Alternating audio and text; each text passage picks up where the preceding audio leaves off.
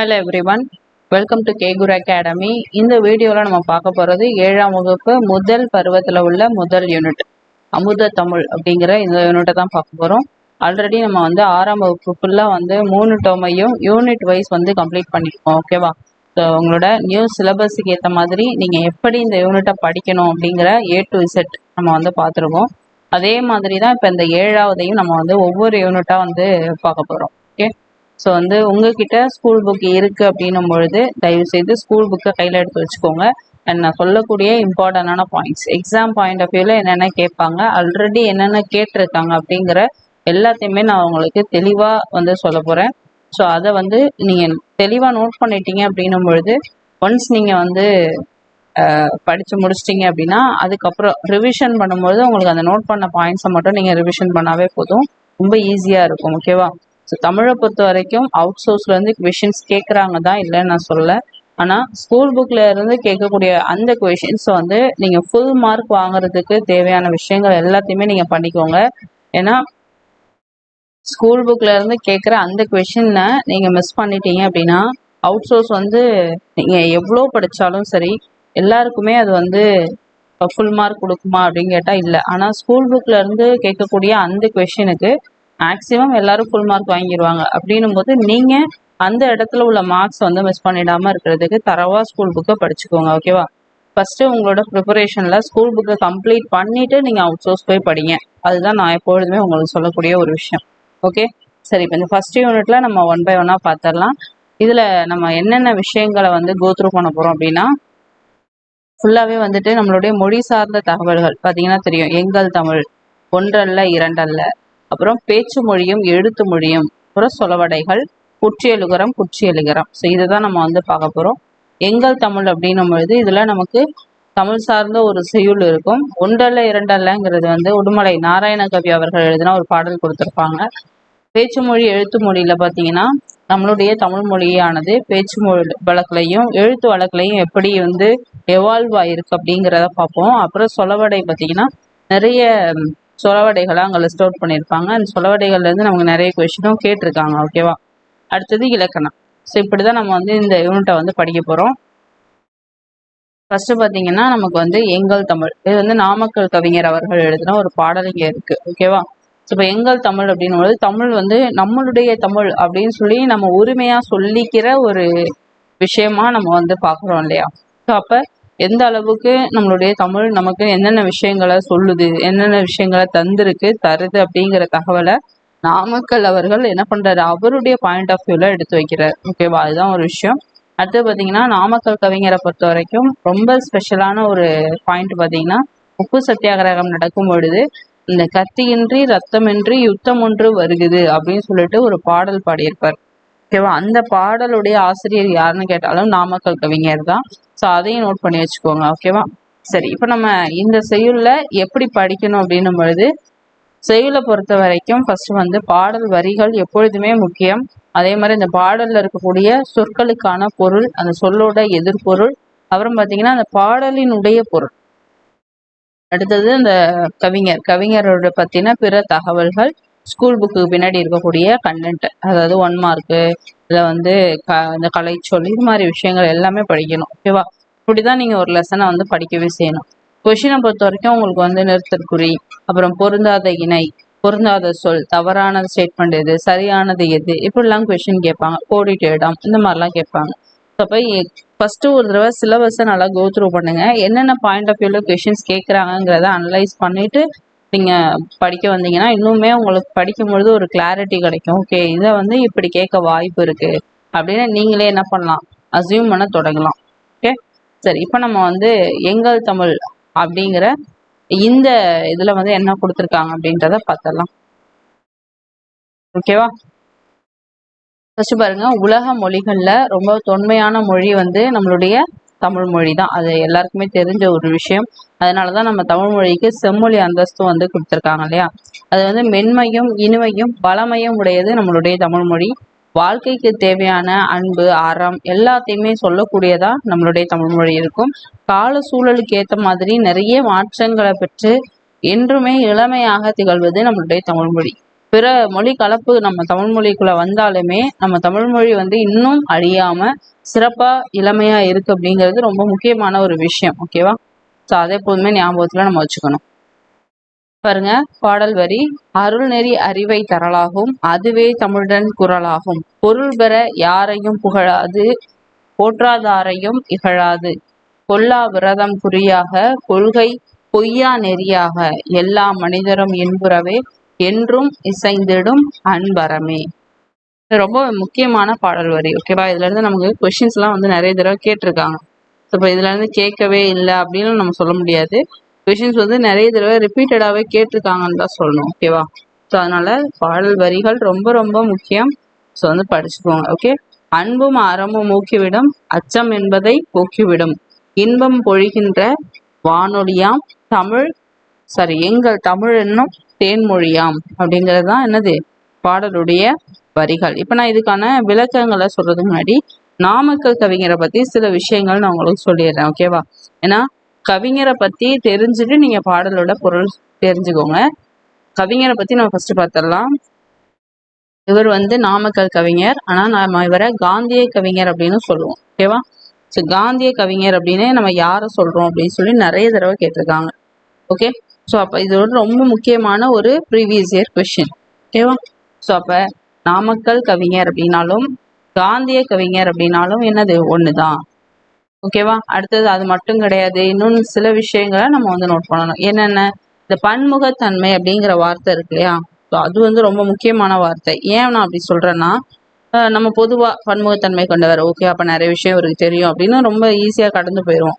ஆனா அப்படி போக முடியாது. ஏன்னா நம்ம கொஸ்டின் வந்து எப்படி கேட்பாங்கன்னா, ஸ்டேட்மெண்ட் பேஸ்டு கொஸ்டின் கேட்குறாங்கன்னு வச்சுங்களேன். அப்போ உங்களுக்கு கொஸ்டின் வந்து இவர் வந்து தமிழ் அறிஞர், அவரும் விடுதலை போராட்ட வீரர், கவிஞர், பாடலாசிரியர், இல்ல சம்மந்தமே இல்லாம இதழாசிரியர், இப்படி ஏதாவது கொடுத்துருவாங்க. அப்போ இதுல எது தவறானது அப்படின்னு நமக்கு தெரியணும்னா அவருக்கு என்னென்ன விஷயங்கள் அவர் பண்ணியிருக்காருன்னு தெரிஞ்சாதான் அதுல எது பொருந்தாதுங்கிறத நம்மளால என்ன பண்ண முடியும், கண்டுபிடிக்கவே முடியும்.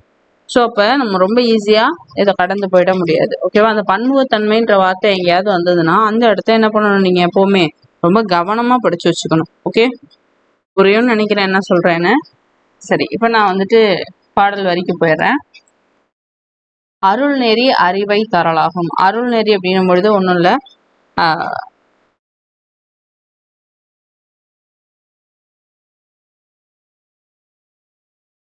அருள் நெறி இப்போ அப்படி பார்த்தீங்கன்னா நம்மளுடைய அருள் நெறிகள், நம்ம என்னென்ன விஷயங்கள் வந்து வாழ்க்கைக்கு வந்து நல்ல நெறிகள் அப்படின்னு வச்சிருக்கோமோ அந்த மாதிரி உள்ள அருள் நெறிகள் வந்து நமக்கு நிறைய தரக்கூடியது வந்து நம்மளுடைய தமிழ் மொழி அப்படின்னு சொல்றாங்க. ஓகேவா? இப்போ அருள்நெறி அறிவை தரலாகும், அதுவே தமிழன் குரலாகும். நம்மளுடைய தமிழ் மொழி என்ன பண்ணுது அப்படின்னா அருள் நெறிகள் நிரம்பிய அறிவை வந்து நமக்கு தருது. அது நம்மளுடைய மக்களோட குரலாகவும் விளங்குது. எது? நம்மளுடைய தமிழ் மொழி. ஓகேவா? பொருள் பெற யாரையும் புகழாது, போற்றாதாரையும் இகழாது. இப்போ ஒரு பொருள் நமக்கு வேணும் அப்படிங்கிறதுக்காக நம்ம யாரையும் பொய்யா புகழ மாட்டோம். அதே தான் இங்க சொல்றாங்க. அது மாதிரி பாத்தீங்கன்னா நம்மளை ஒருத்தவங்க போற்றல, நம்ம ஒருத்தவங்க புகழ்ந்து பேசல அப்படின்னா அதுக்காக அவங்கள நம்ம திட்ட மாட்டோம். ஸோ இந்த தன்மை வந்து நம்மளுடைய தமிழ் மொழிக்கு இருக்கு அப்படின்னு சொல்றாங்க. ஓகேவா? பொருள் பெற, அதாவது பொருள் பெறுவதற்காக ஒருத்தவங்களை என்ன பண்ணக்கூடாது, புகழ்றது கூடாது. அதே மாதிரி நம்மள ஒருத்தவங்க போற்றல அப்படிங்கிறதுக்காக அவங்கள இகழவும் கூடாது. அதுதான் இந்த 2 லைனோட பொருள். இது ரொம்ப முக்கியமான பொருளும் கூட. ஓகே, அடுத்து பாருங்க, கொல்லா விரதம் குறியாக. கொல்லா விரதம் அப்படின்னா என்னன்னா கொல்லாமை. கொல்லா விரதம்னா என்னது? கொல்லாமைய வந்து குறிக்கோளாக வச்சிருக்கணும். அடுத்தது கொள்கையை வந்து பொய்யா நெறியாக, பொய்யாமை, அதாவது பொய்யாமைன்னும் பொழுது பொய் சொல்லாம இருக்கிறது, அதை வந்து கொள்கையா வச்சிருக்கணும்.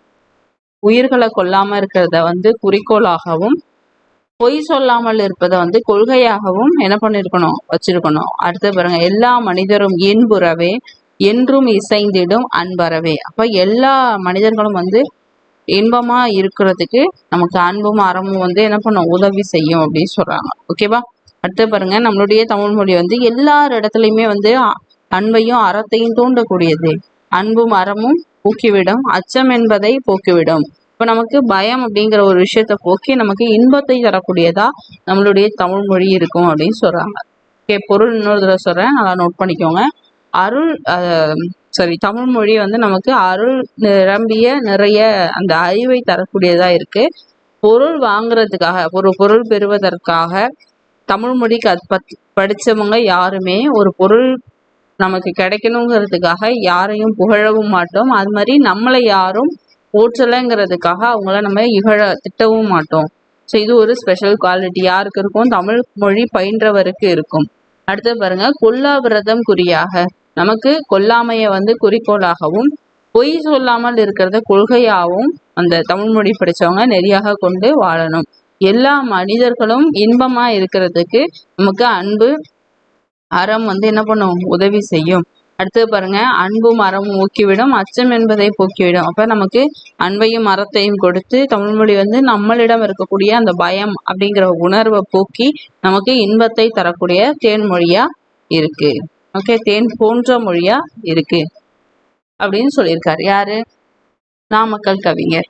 நாமக்கல் கவிஞர் அப்படிங்கிறது அவரை நம்ம சொல்லக்கூடிய அந்த பெயர். அவருடைய பெயர் என்னது? வே ராமலிங்கனார்.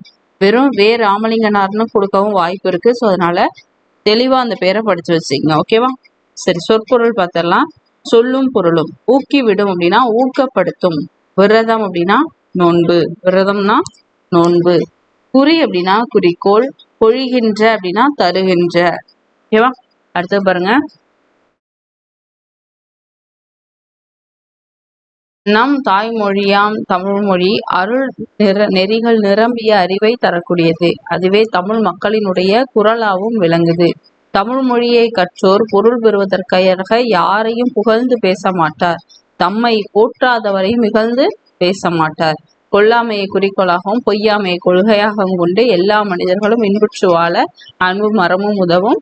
அனைவரிடத்திலும் அன்பையும் அறத்தையும் தூண்டும். அது அச்சத்தை போக்கி இன்பம் தரும். நான் சொன்ன அதே பாயிண்ட்ஸ் தான் இருக்கு. ஓகேவா? ஸோ அதை தாண்டி எதுவும் கிடையாது. சரி, இப்போ இது ரொம்ப முக்கியம், நான் சொல்லிட்டேன். நூல்வெளி தரவா படிச்சுக்கோங்க. பாடலுடைய ஆசிரியர் முன்னாடியே சொன்னோம், நாமக்கல் கவிஞர் வே ராமலிங்கனார். இவர் வந்து தமிழ் அறிஞர், கவிஞர், விடுதலை போராட்ட வீரர் அப்படின்னு நிறைய பன்முகத்தன்மை இவருக்கு இருக்கு. காந்தியடிகளினுடைய கொள்கையால ஈர்க்கப்பட்டு காந்தியத்தை பின்பற்றியதால் இவர் காந்திய கவிஞர் அப்படின்னு அழைக்கப்படுறார்.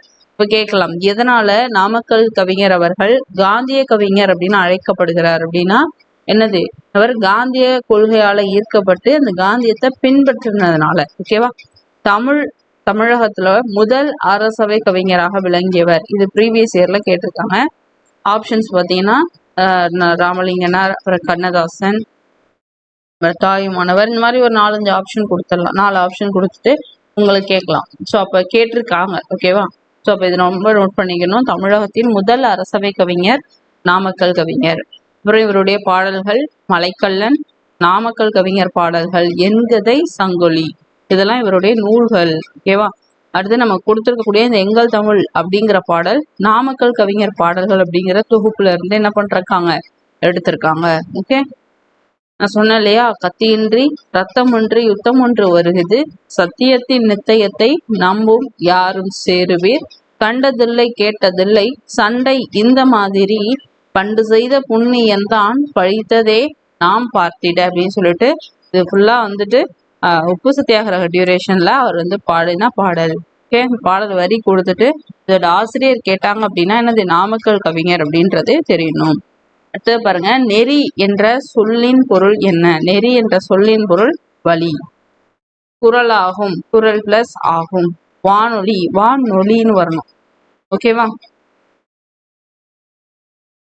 அடுத்தது நம்ம பார்க்க போறது ஒன்றல்ல இரண்டல்ல அப்படிங்கிற செய்யுள் பகுதி. இது பாத்தீங்கன்னா நமக்கு உடுமலை நாராயணகவி அவர்கள் எழுதின பாடல். ஒன்றல்ல இரண்டல்ல அப்படிங்கிறது வந்து நமக்கு நம்ம நாட்டுல சொல்லக்கூடிய அந்த வளங்கள் இல்லையா, நம்ம நாடு நிறைய வளங்கள் பெற்று திகழுது. அப்படின்னவற்றை நம்மளுடைய நாட்டுல சொல்லக்கூடிய அந்த வளங்கள் வந்து 1-2 கிடையாது, நிறைய இருக்கு அப்படிங்கிறத இந்த பாடல்ல அவர் சொல்லியிருக்காரு. சிம்பிளா சொல்லணும்னா அதுதான்.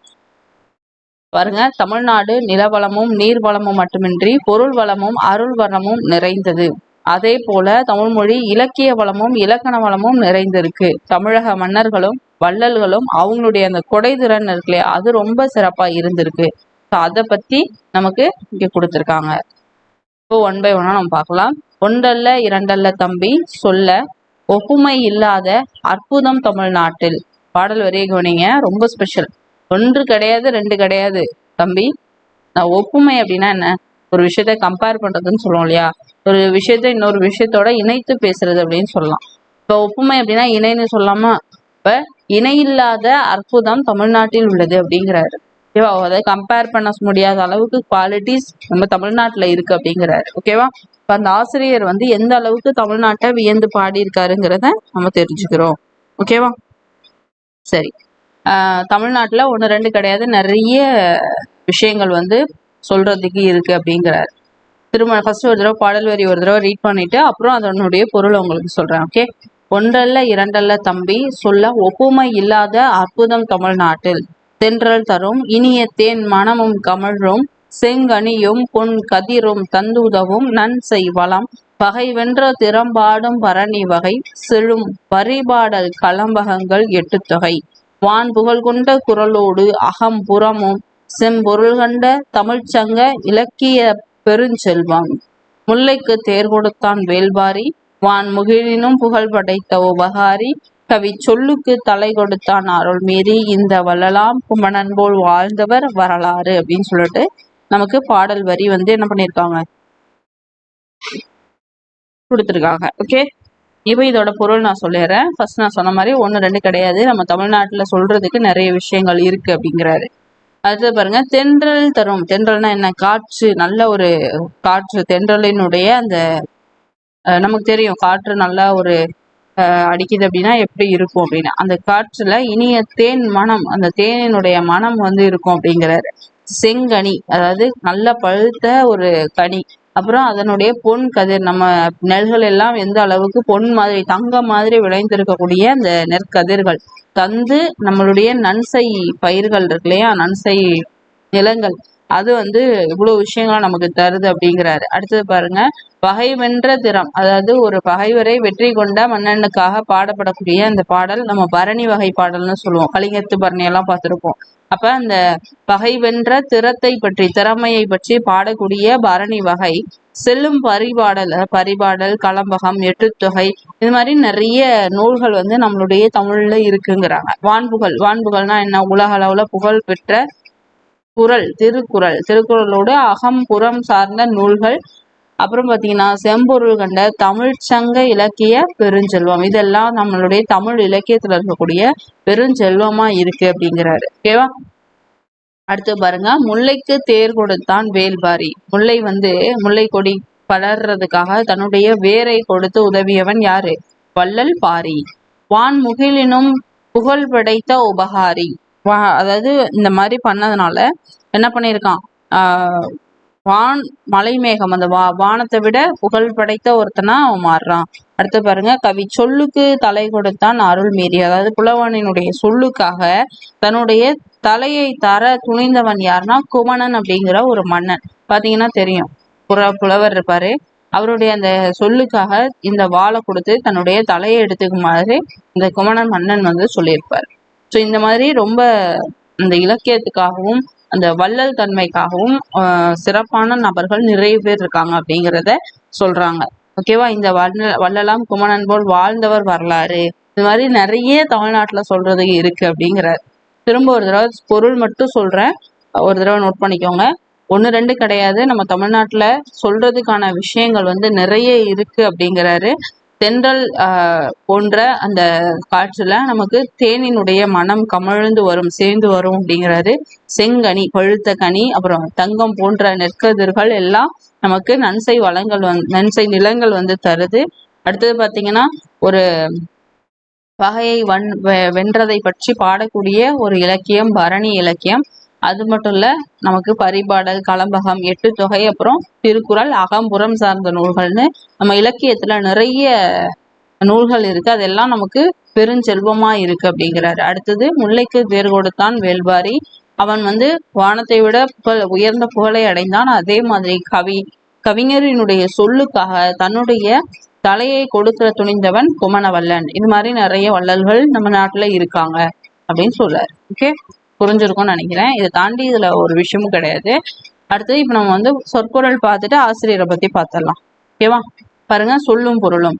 அற்புதம் சாரி ஒப்புமை அப்படின்னா என்ன? ஒப்புமைனா ஃபர்ஸ்டே சொன்னேன் பாடல் ஆரம்பிக்கும் பொழுது. ஒப்புமைனா இணை. முகில் அப்படின்னா மேகம், இது நிறைய தடவை கேட்டிருக்காங்க. உபகாரி அப்படின்னா வள்ளல். உபயம் அப்படின்னா என்ன? கொடுக்கறது. இப்போ உபகாரி அப்படின்னா வள்ளல். அற்புதம் அப்படின்னா வியப்பு, விந்தை அப்படின்னு சொல்லலாம். ஓகேவா? சரி, நான் முன்னாடி உங்கள்கிட்ட சொன்னேன் இல்லையா, அந்த பொருள் தான் உங்களுக்கு இங்க இருக்கும். என்ன ஒரு தடவை ரீட் பண்ணி பார்த்துக்கோங்க. சரியா? ஏன்னா அதையும் நான் ரீட் பண்ணனா உங்களுக்கு டைம் தான் வேஸ்ட் ஆகும். ஏன்னா ரொம்ப டீட்டெயிலாகவே நான் எக்ஸ்பிளைன் பண்ணிட்டேன். அடுத்தது நூல்வழி பார்த்தலாம். பகுத்தறிவு கவிராயர் யாரு? உடுமலை நாராயண கவி அவர்கள் பகுத்தறிவு கவிராயர் அப்படின்னு அழைக்கப்படுறாரு. இவர் திரைப்பட பாடலாசிரியராகவும் நாடக எழுத்தாளர். இதெல்லாம் நோட் பண்ணிக்கணும். இதெல்லாம் படிக்கணுமான்னு கேட்டீங்கன்னா கண்டிப்பா படிக்கணும் தான். ஏன்னா கொஸ்டின் லெவல் டஃப் ஆகும்போது ஸ்டேட்மெண்ட் பேஸ்டு கொஸ்டின் கிரியேட் பண்ணாங்க அப்படின்னும் போது இவரை பத்தி இந்த ஸ்டேட்மெண்ட் வச்சாங்கன்னா உங்களுக்கு ஆன்சர் சொல்ல தெரியணும். ஓகேவா? அப்ப இவர் தமிழ் திரைப்பட பாடலாசிரியராகவும் நாடக எழுத்தாளராகவும் புகழ் பெற்றவர். தமது பாடல்கள் மூலமா பகுத்தறிவு கருத்துக்களை இவர் நிறைய பரப்பி இருக்கிறதுனால இவரை நம்ம பகுத்தறிவு கவிராயர் அப்படின்னு சொல்றோம். ஓகேவா? நாட்டுப்புற இசையினுடைய எளிமையை கையாண்டு அந்த கவிதைகளை எழுதின நபர். ஓகே, இப்ப நம்ம பார்த்த பாடலுடைய தலைப்பு என்ன ஞாபகம் வருதான்னு பாருங்க. இப்பதான் பார்த்தோம். என்னது? ஒன்றல்ல இரண்டல்ல. இப்போ ஒன்றல்ல இரண்டல்லன்னு வந்தாவே உடுமலை நாராயண கவி ஞாபகம் வரணும், பகுத்தறிவு கவிராயர் அப்படின்னு சொல்லிட்டு ஞாபகம் வரணும். ஓகேவா? அடுத்தது புக் பேக் பாருங்க. பகைவரை வெற்றி கொண்டவரை பாடக்கூடிய இலக்கியம் பரணி வகை இலக்கியம். வானில் டேஷ் கூட்டம் திரண்டால் மழை பொழியும். மேகம் கூடுனுச்சு அப்படின்னா மழை வரும். மேகத்தினுடைய இன்னொரு சொல் என்னது? முகில். பார்த்தோம், சொற்பொருள்ல பார்த்தோம் இல்லையா? அடுத்தது இரண்டல்ல பிரித்தெழுதுறது, சந்துதவும், இதெல்லாம் நீங்களே ட்ரை பண்ணி பார்க்கலாம். ஈஸியா தான் இருக்கும். ஓகே, அடுத்து நம்ம பார்க்க போறது பேச்சு மொழியும் எழுத்து மொழியும் அப்படிங்கிற இந்த பாடத்தை தான் பார்க்க போறோம். ஓகேவா? ஸோ பாடத்தை பொறுத்த வரைக்கும் இதுல நமக்கு பார்க்க வேண்டிய பாயிண்ட்ஸ் அப்படின்னும் போது கண்டிப்பா இருக்கு. நிறைய ரிப்பீட்டட் பாயிண்ட்ஸ், நிறைய ரிப்பீட்டட் கொஸ்டின்ஸ் கேட்டிருக்காங்க. ஓகேவா? அதுலயும் பர்டிகுலரா சொல்லணும் அப்படின்னா மூவா சொன்ன சில ஸ்டேட்மெண்ட், அப்புறம் பாத்தீங்கன்னா நன்னூலோட பாடல் வரி, அடுத்தது பாத்தீங்கன்னா இரட்டை வழக்கு மொழி அப்படின்னு நம்ம எதை சொல்றோம், அப்புறம் ஜென்ரலா ஒரு பாடல் வரி அடிக்கடி நம்ம கேட்டிருப்போம் பாவேந்தர் அவர்களுடையது, எளிய நடையில் தமிழ் நூல் எழுதிடவும் வேண்டும் அப்படின்னு சொல்லிட்டு வரோம் இல்லையா, அதை பாடல் இதுல கொடுத்துருப்பாங்க. ஸோ இதுதான் டோட்டலா இந்த லெசன்ல நம்ம ரொம்ப டெப்தா கவனிக்க வேண்டியது. அண்ட் அங்கங்க சில கான்செப்ட் இருக்கும், அதை மட்டும் சும்மா நம்ம பார்த்துட்டு இந்த இம்பார்ட்டன்டான பாயிண்ட்ஸையும் நான் சொல்றேன், நோட் பண்ணிக்கோங்க. ஓகேவா? This is enough. இந்த லெசன்ல அதுக்கு மேல கொஸ்டின்ஸ் கேட்க மாட்டாங்க. இவ்வளவுதான் இதுவரை கேட்டிருக்காங்க. அண்ட் இதை தாண்டி இம்பார்ட்டன்டான பாயிண்ட்ஸும் அதுல இல்லை. ஓகேவா? சரி, ஃபர்ஸ்ட் பாருங்க. புக்ல நோட் பண்ணிட்டே வரீங்களா? நான் சொல்லக்கூடிய முக்கியமான பாயிண்ட்ஸ்லாம் தயவு செய்து நோட் பண்ணிட்டே வாங்க. ஏன்னா அப்பதான் உங்களோட ரிவிஷன் டைம்ல உங்களால அதை ஈஸியா என்ன பண்ணிக்க முடியும்னா ரிவைஸ் பண்ண முடியும். சரி, ஃபர்ஸ்ட் பாருங்க. தமிழ் மொழி பழமையும் புதுமையும் நிறைந்த சிறந்த மொழி. இது நம்மளுடைய மொழியை நம்ம ரெண்டு விதமா சொல்லலாம். ஒண்ணு பேச்சு மொழி, இன்னொன்னு எழுத்து மொழி. அதாவது நம்ம வாய் வடிவத்துல பேசக்கூடிய அந்த சொற்கள் நம்ம புரியுற மாதிரி சில விஷயங்களை எளிமைப்படுத்தி சொல்லுவோம். நம்ம புக்ல எழுதுற மாதிரியோ இல்ல நோட்ல எழுதுற மாதிரியோ சில விஷயங்களை கன்வே பண்ண மாட்டோம் இல்லையா? நமக்கு புரியுற மாதிரி நம்ம சொல்லுவோம், எக்ஸ்பிளைன் பண்ணுவோம். ஆனா எழுதும் பொழுது பாத்தீங்கன்னா சில விஷயங்களை இப்ப இந்த இருக்கு அப்படிம்போம். இதுவே நம்ம எழுதும் பொழுது இதோ இங்கு இருக்கிறது அப்படின்னு ரொம்ப பெர்ஃபெக்டா சொல்லுவோம். ஸோ இந்த மாதிரி சின்ன சின்ன டிஃபரன்ஸ் இருக்குமே தவிர மற்றபடி இதுல கஷ்டமான அப்படி பாயிண்ட்ஸ் அப்படிலாம் ஒன்றும் கிடையாது. ஓகேவா? சரி, பாருங்க. தமிழ் மொழி பழமையும் புதுமையும் நிறைந்த சிறந்த மொழி. சொன்ன மாதிரி இதை ரெண்டு விஷயமா நம்ம பிரிச்சிருக்கோம். ஒன்று பேச்சு மொழி, இன்னொன்று எழுத்து மொழி. ரெண்டு கூறுகளுக்கும் இடையில நிறைய ஒற்றுமையும் இருக்கு, அது மாதிரி வேற்றுமைகளும் இருக்கு. பேச்சு மொழி எழுத்து மொழி ரெண்டுத்தோட ரொம்ப நூக்கன் கார்னர்ஸ் என்னென்ன ஒற்றுமை இருக்கு, என்னென்ன வேற்றுமை இருக்கு அப்படிங்கிறத தான் நம்ம பார்க்க போறோம். தன்னுடைய இப்ப நம்ம மொழிங்கிற ஒரு கான்செப்ட் ஃபர்ஸ்ட் எப்படி உருவானுச்சு அப்படின்னா ஒன்றும் இல்லை. ஸ்டார்டிங்ல மனிதர்கள் பார்த்தீங்கன்னா மொழி கிடையாது அப்படின்னும் பொழுது ஒரு மனிதன் தன்னுடைய கருத்து, ஒரு உதாரணத்துக்கு பார்த்தீங்கன்னா மனிதர்கள் இருக்கும் பொழுது பிற்கால மனிதர்களோ இல்ல மொழி உருவாகிறதுக்கு முன்னாடி மனிதர்கள் ஒரு ஆபத்து வருது, இல்ல ஒரு விலங்கே வருது அப்படின்னும் போது தன்னை பாதுகாத்துறதுக்கு அண்ட் தன்னை சேர்ந்தவங்களை பாதுகாத்துறதுக்கு என்ன பண்ணியிருப்பாங்க, ஏதாவது ஒரு சவுண்டை வந்து உருவாக்கி அப்படி ஏதாவது சொல்லி, இல்லை வந்துட்டு ஏதாவது ஒரு ஓசை கை தட்டுறதோ, இல்லை வந்து ஏதாவது மரத்தோட இதை இது பண்றது, அது மாதிரி ஏதாவது ஒரு சைகை, ஏதோ ஒரு சைன் கொடுத்து என்ன பண்ணியிருப்பாங்க, மற்றவங்கள காப்பாத்திருப்பாங்க. இல்லை வந்து தான் நினைக்கிறத மற்றவங்களுக்கு கன்வே பண்ண ட்ரை பண்ணியிருப்பாங்க.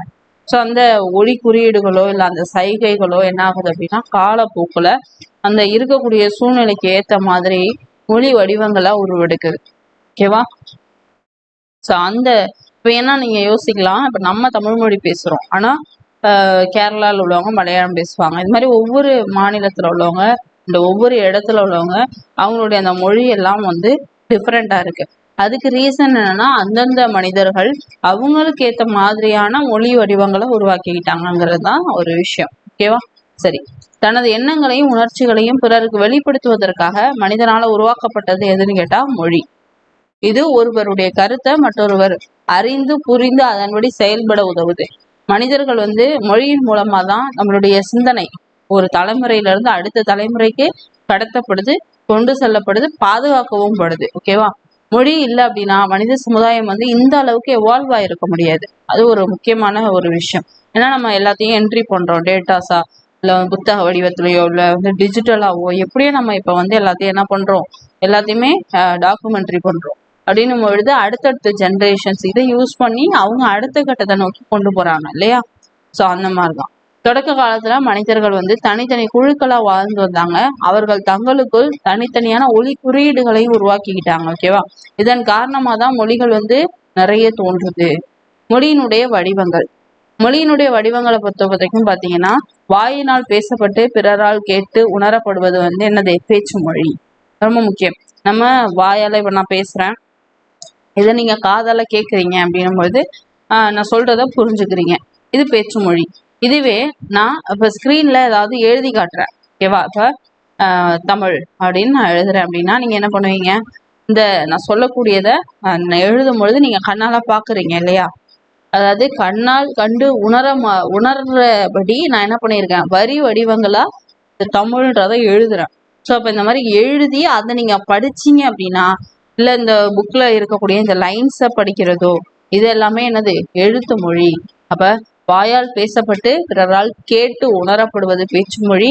கண்ணால் பார்த்து வரி வடிவமாக எழுதப்பட்டு அதை படிக்கிறது எழுத்து மொழி அப்படின்னு சொல்றோம். இந்த பேச்சு மொழியை வந்து அதாவது பேசுவதையும் கேட்பதையும் நம்ம மொழியினுடைய முதல் நிலை அப்படின்னு சொல்றோம். பேசுறதும் கேட்பதும் மொழியினுடைய முதல் நிலை. இவ்வாறு எழுதப்படுவதும் படிக்கப்படுவதும் மொழியினுடைய இரண்டாம் நிலை அப்படின்னு சொல்றோம். இப்ப நேரில் காண இயலாத நிலையில நம்ம ஒரு இடத்துல இருந்து இன்னொரு இடத்துக்கு செய்தியை தெரிவிக்க எழுத்து மொழியை பயன்படுத்துறோம். இப்ப சிந்தனைகள் வந்து காலம் கடந்து நிக்கிறதுக்கு எது காரணமா இருக்குன்னா நம்மளுடைய எழுத்து மொழி தான் காரணமா இருக்கு. ஒலி வடிவத்துல அமையக்கூடிய இந்த பேச்சு மொழி உடனடி பயன்பாட்டுக்கும் பயன்படுமே தவிர அது லாங் லாஸ்டிங்கா இருக்கும்னு சொல்ல முடியாது. வேணா நம்ம வாய்ஸ் ரெக்கார்ட் பண்ணி வேணா வச்சுக்கலாம், இருந்தாலும் அந்த லாங் லாஸ்டிங்கா எது இருக்கும்னு கேட்டா எழுத்து மொழி தான் இருக்கும். ஓகேவா? வரி வடிவத்தில் அமையக்கூடிய எழுத்து மொழி நீண்ட கால பயன்பாட்டுக்கு உரியது. உலகில் சில மொழிகள் மட்டும்தான் பேச்சு மொழியா இருக்கு, சில மொழிகள் எழுத்து மொழியா இருக்கு. ஆனா நம்மளுடைய தமிழ்ல பேச்சு எழுத்துன்னு 2 வடிவங்களும் பயன்பாட்டுல இருக்கு. ஓகே, அடுத்தது பாருங்க, பேச்சு மொழி. மொழியினுடைய உயிர் நாடியா விளங்கக்கூடியது எதுன்னு கேட்டீங்கன்னா பேச்சு மொழி தான். ஏன்னா பேச்சு மொழி உணர்வுகளை எளிதா வெளிப்படுத்தும், ஈஸியா கன்வே ஆகும். நம்மளுடைய கருத்தை நம்ம நினைச்ச மாதிரியே கன்வே பண்றதுக்கு உதவியா இருக்கும். ஓகேவா? பேசப்படும் சொற்கள் மட்டும் இல்லாம பேசக்கூடியவங்களுடைய உடல் மொழி. இப்ப நான் ஒருவேளை இப்ப நான் கேமரா ஆஃப்ல இருக்கு, ஒருவேளை நான் இப்ப ஃபேஸ இது பண்றேன் அப்படின் போது என்னுடைய இந்த கை அசைகிறதோ இல்லை வந்து என்னோட கண்ணு, அப்புறம் நான் வாய் அசைகிறது, இது மாதிரியான இந்த உடல் சார்ந்த அசைவுகள் இருக்கு இல்லையா, அது அப்புறம் பாத்தீங்கன்னா நான் பேசக்கூடிய அந்த சவுண்ட்ல இருக்கக்கூடிய ஏற்ற இறக்க அந்த இருக்கு இல்லையா, அது இதெல்லாம் வந்து ஒரு பேச்சு மொழியோட சிறந்த விஷயங்களா இருக்கும். இதுதான் ஒருத்தவங்களை அட்ராக்ட் பண்ணி தன்னிட்ட வச்சுக்கிறதுக்கான முக்கியமான கூறுகளாகவும் இருக்கும். பேச்சு மொழியில பாத்தீங்கன்னா பொருள் வேறுபாடு. ஓகே, இப்ப ஒண்ணும் இல்ல, பேசப்படக்கூடிய அந்த சூழலை பொறுத்து அந்த பொருளானது மாறுபடும். உதாரணத்துக்கு பாத்தீங்கன்னா குழந்தைங்களை நல்லா கவனிங்க அப்படின்னு சொல்லும் போது இந்த கவனிங்கிறது வந்து கேரிங், அதாவது பாதுகாத்தல், பேணுதல்ன்ற பொருள்ல போகும். இதுவே பாருங்க, இது கேரிங்ன்றதுல போகும். ஓகேவா, பேணுதல் அப்படிங்கிற பொருள்ல போகும். இதுவே நெல் கவனித்தல் அப்படிங்கும்பொழுது இந்த கவனிங்கிறது வந்து நம்ம கவனமா இருக்கணும் அப்படிங்கிற, அதாவது இப்ப நெல் கவனித்தல் எங்க யூஸ் பண்ணுவோம், சிக்னல்ல யூஸ் பண்ணுவோம். அப்ப அந்த கவனிங்கிறது வந்து பாதுகாப்பு பொருள்ல போகுது, அதாவது நம்ம கவனமா போகணும் அப்படிங்கிற பொருள்ல போகுது. ஓகேவா, அது மாதிரி நம்ம யூஸ் பண்ணக்கூடிய அந்த ஏற்றத்தாழ்வு, இந்த வாய்ஸை வந்து ரைஸ் பண்ணி லோ பண்ணி பேசுறோம் இல்லையா, அதுலயும் பொருள் வந்து டிஃபர் ஆகும் அப்படின்னு சொல்றாங்க. உதாரணத்துக்கு பாத்தீங்கன்னா, என்னால் போக முடியாது அப்படிங்கிறத நம்ம ரொம்ப ரைஸ் பண்ணி சொல்லும் போது நம்மளோட மறுப்பை தெரிவிக்கிறதாவும், நம்ம ரொம்ப சாஃப்டா இல்லை என்னால போக முடியாது அப்படின்னு சொல்லும்பொழுது அது இயலாமையை தெரிவிக்கக்கூடியதாகவும் இருக்கும். ஒரு தொடர்ல எந்த சொல்லுக்கு அழுத்தம் கொடுக்குறோமோ அதுக்கேற்ற மாதிரி பேச்சு மொழிகள் என்ன பண்ணும், பொருள் வந்து வேறுபடும். இப்போ உதாரணத்துக்கு பாருங்க, நான் பறவையை பார்த்தேன் அப்படின்னு சொல்லும்போது நான் அப்படின்னு சொல்லும் பொழுது யார் பறவையை பார்த்தா அப்படிங்கிற அந்த வினாவுக்கு விடையா அமையும். ஓகேவா, இதுவே பறவையை அப்படிங்கிற சொல்லுக்கு அழுத்தம் கொடுத்தோம்னா நீ எதை பார்த்த அப்படிங்கிற ஒரு கொஸ்டினுக்கு ஆன்சரா இருக்கும். புரியுதான்னு பாருங்க, நான் பறவையை பார்த்தேன் அப்படின்னும் பொழுது கொஸ்டின் பறவையை வந்து யார் பார்த்தா அப்படின்னும் போது நான் பறவையை பார்த்தேன் அப்படின்னு சொல்லுவோம். இதுவே நீ எதை பார்த்த அப்படின்னா பறவையை அப்படின்னும் போது நான் பறவையை பார்த்தேன் அப்படின்னு பறவையை அழுத்தம் கொடுத்தோம்னா எதை பார்த்தேங்கிறதுக்கு ஆன்சரா இருக்கும். ஓகேவா, இப்ப நீ பறவையை என்ன செஞ்ச அப்படின்னு கொஸ்டின் கேட்டா நான் பறவையை பார்த்தேன் அப்படின்னு பார்த்தேன்றதுக்கு அழுத்தம் கொடுத்தோம்னா அதுக்கு ஆன்சரா இருக்கும். இந்த மாதிரி கொஸ்டினுக்கு நம்ம எந்த இடத்துல அழுத்தம் கொடுக்குறோமோ அதை பொறுத்து என்ன ஆகும், நம்மளோட அந்த ஆன்சர் வேரி ஆகும். பாருங்க, இப்ப நம்ம இவ்வளவு நேரம் பார்த்த மட்டும் குயிக்கா ரிவைஸ் பண்றேன் உங்களுக்கு. மொழி அப்படின்னும் பொழுது நம்மளோட மொழி இல்லைன்னா நம்மளோட இந்த அளவுக்கு முன்னேற்றம்ங்கிறது இருக்காது. ஃபர்ஸ்ட் விஷயம், பேசுறதையும் கேட்கறதையும் மொழியோட முதல் நிலைன்னு சொல்றோம், எழுதுறது படிக்கிறத மொழியோட இரண்டாம் நிலை அப்படின்னு நம்ம சொல்றோம். ஓகேவா, அடுத்தது பாருங்க, மொழி எழுத்து மொழிங்கிறது நீண்டகால பயன்பாடு, பேச்சு மொழிங்கிறது உடனடி பயன்பாடு. நம்மளோட பேச்சு மொழியோட சிறப்பு கூறுகள்னு பார்க்கும்போது உடல் மொழி, அப்புறம் நம்மளோட ஏற்றத்தாழ்வு, குரல்ல உள்ள ஏற்றத்தாழ்வு, இது நம்ம உச்சரிக்கக்கூடிய விதத்தை பொறுத்தும் அண்ட் வந்து அதோட நம்ம அழுத்தம் கொடுக்கக்கூடிய விதத்தை பொறுத்தும் அதோட பொருள் அப்படிங்கிறது மாறுபடுது அப்படிங்கிற ஒரு விஷயம் பார்த்தோம். ஓகேவா, அடுத்த பாருங்க, ரொம்ப முக்கியமானது, இது நிறைய தடவை கேட்டிருக்காங்க. பேசப்படுவதும் கேட்கப்படுவதும் உண்மையான மொழி, எழுதப்படுவதும் படிக்கப்படுவதும் அடுத்த நிலையில் வைத்து கருதப்படக்கூடிய மொழி, இவையே அன்றி வேறு வகை மொழிகளும் உண்டு. எண்ணப்படுவதும் நினைக்கப்படுவது கனவு காணப்படுவது ஆகியனும் மொழியே. அப்ப கனவு காண்றதுலாம் மொழின்னு சொன்னது யாருன்னா மூவா கேட்பாங்க, மூ வரதராசனார். ஓகே, அடுத்து பாருங்க, எடுத்தல் படுத்தல் நழிதல் உழப்பில் திரிவும் தத்தமிழ் சிறிது உளவாகும் அப்படிங்கிற இந்த பாடல் வரி எங்க இடம்பெற்றதுன்னு கேட்டா நன்னூல்ல இடம்பெற்றது. நன்னூலோட ஆசிரியர் யாரு, பவனந்தி முனிவர். ஓகேவா, சரி, அடுத்தது வட்டார மொழியை பத்தி பார்க்க போறோம். நம்மளோட பேச்சு மொழி இடத்திற்கு இடம் மாறுபடும், மனிதர்கள் வாழக்கூடிய சூழ்நிலைக்கு ஏற்ற மாதிரி இந்த வட்டார மொழி வந்து இடம்பெறும். உதாரணத்துக்கு பாத்தீங்கன்னா இருக்கிறது அப்படின்னு நம்ம சொல்லுவோம், இதை சில இடங்கள்ல இருக்கு அப்படின்னு சொல்லுவோம். இது யூஸ்வலா இருக்குங்கிறத எல்லாரும் யூஸ் பண்ணுவோம். சில வட்டாரங்கள்ல இருக்குது கீது அப்படின்னு சொல்லி பயன்படுத்துவாங்க. ஓகேவா, இதை வந்து வட்டார மொழி அப்படின்னு சொல்லுவோம். அடுத்து கிளை மொழினா என்னன்னா, ஒரு மொழியில இருந்து மற்ற மொழிகள் தோன்றி உருவாகிறத நம்ம கிளை மொழி அப்படின்னு சொல்லுவோம். ஒரே ஒரு மொழியை பேசக்கூடிய மக்கள் வெவ்வேறு இடங்கள்ல வாழ்வாங்க. இப்ப நம்ம இந்த இந்த மாற்றங்களுக்கு ஏற்ற மாதிரி அவங்க வாழக்கூடிய இடத்துக்கு ஏற்ற மாதிரி இந்த கிளை மொழிகள் வந்து உருவாகும். அப்படி பார்த்தீங்கன்னா கன்னடம், தெலுங்கு, மலையாளம் இதெல்லாம் திராவிட மொழிகள், தமிழிலிருந்து பிரிந்து சென்ற கிளை மொழிகள். நோட் பண்ணிக்க, இது முக்கியமான பாயிண்ட். கேட்பாங்க, தமிழிலிருந்து பிரிந்து சென்ற திராவிட மொழிகள் என்னென்ன அப்படின்ட்டு. ஓகே, அடுத்து பாருங்க, எழுத்து மொழி. பேச்சு மொழிக்கு நம்ம தந்த வரி வடிவம் தான் எழுத்து மொழி அப்படிங்கிறது. மொழி வந்து நீண்ட காலம் இருக்கிறதுக்காக நிலையான அந்த ஒரு வடிவம் இருக்குன்னா அது எழுத்து மொழியா தான் இருக்கும். பல நூறு ஆண்டுகளுக்கு முற்பட்ட இலக்கியங்கள் எல்லாமே எழுத்து வடிவத்துல இருக்கிறதுனாலதான் இன்னமும் நம்மளால என்ன பண்ண முடியுது, அதை பாதுகாத்து படிச்சு அடுத்தடுத்த இது கொண்டு போக முடியுது.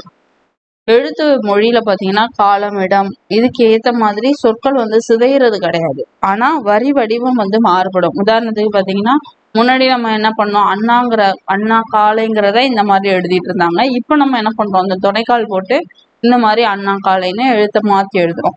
இந்த மாதிரி வரி வடிவம் வந்து மாறுமே தவிர அந்த பொருள்ன்றது வந்து மாறாது. அடுத்து பாருங்க பேச்சு மொழியும் எழுத்து மொழியும்.